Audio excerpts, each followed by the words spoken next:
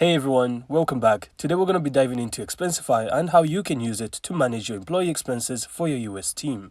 So, if you've ever had to chase receipts or reconcile dozens of expense reports manually, you're going to love this. Alright, so first, just log into your Expensify account, and if you don't have one yet, don't worry, it's actually super easy to set up. And once you're in, the first thing you want to do is simply invite your team. Just go to the team settings, enter their emails, and send invites.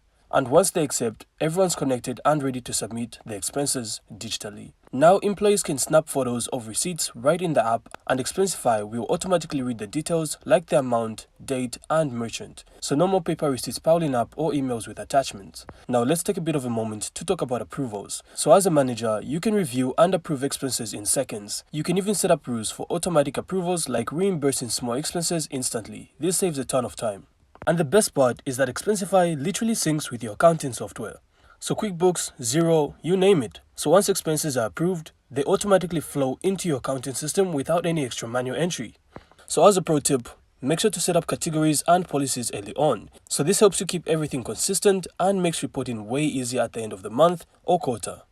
And that's really it. So using Expensify literally makes employee expense management painless. It also keeps your team happy and keeps your books clean.